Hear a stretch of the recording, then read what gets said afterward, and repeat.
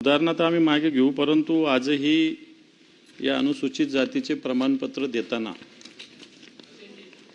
ज्या अडचणी येतात, बाकीच्या जातीचे प्रमाणपत्र देताना त्या अडचणी नाही येत. उदाहरणार्थ मी एक देतो की महादेव कोळी या आदिवासी जातीचं प्रमाणपत्र देताना विशेषतः मराठवाड्यामध्ये मागच्या काळात खूप आंदोलनं झाली याच्यामध्ये, आणि मग हे आंदोलन नवीन प्रमाणपत्र द्यायला अडचणी येतात, मी समजू शकतो.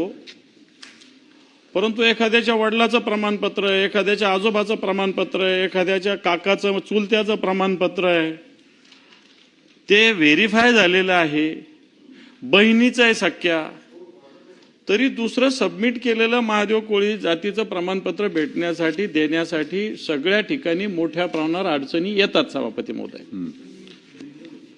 आणि आपण जातीचं प्रमाणपत्र विशेषतः आदिवासी त्यातल्या त्यात महादेव कोळीचं देताना अनेक पुरावे द्यावे लागतात. आता तुम्ही म्हटलेलं की पुरावे द्यावे लागणार नाही, परंतु याच्यात अडचणी येतातच आणि आदिवासींसाठी जास्त अस्तित्वात जास्त अडचणी येतात सभापती महोदय.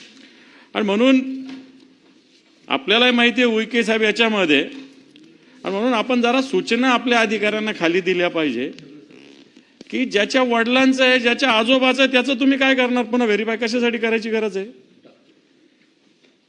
त्यांनी थोडी दुसरे त्याचे वडील आहेत, त्याचे आजोबा आहे, ते ऑलरेडी शासकीय नोकरीत काम करतात किंवा काहीतरी निमित्ताने त्यांनी प्रमाणपत्र काढले, एखादी निवडणूक लढवण्यासाठी काढलेलं असेल, काहीतरी असेल. पण काय होतं सभापती महोदय, आता समजा मी एखादा बुलढाण्याचा किंवा संभाजीनगरचा आदिवासी भागातला राहिला असेल आणि माझा मुलगा पुण्याला राहायला गेला असेल, तर मग त्याचा पुण्याचा रहिवास तपासला जातो, पुण्यात मग आदिवासीच नाही अशा पद्धतीनं सांगितलं जातं. पण त्याचे वडील असेल, त्याचे आजोबा असेल, ज्या भागातले त्यांचं प्रमाणपत्र आहे ऑलरेडी. आणि मला असं वाटतं याच्याविषयी माननीय मंत्री महोदय एकदा स्पष्ट सूचना तुमच्या प्रशासनाला देण्याची आवश्यकता आहे. मी नवीन प्रमाणपत्राविषयी बिलकुल बोलणार नाही, पण जुने वंश परंपरागत वडिलांचे, आजोबांचे, चुलत्याचे, बहिणीचे, आत्याचे हे प्रमाणपत्र तर तुम्हाला पकडावंच लागेल.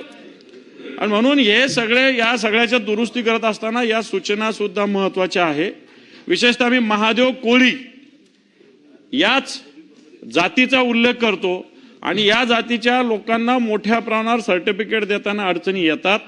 मला वाटतं येणाऱ्या काळात या विधेयकाच्या निमित्ताने मी सूचना करेल की आपण या कायद्यात दुरुस्त्या करतात, समिती करणार, ठीक आहे, परंतु आदिवासी बांधवांना सगळ्यात जास्त त्रास हे प्रमाणपत्र मिळताना होतं आणि काही जणांना जाणीवपूर्वक टाळलं जातं.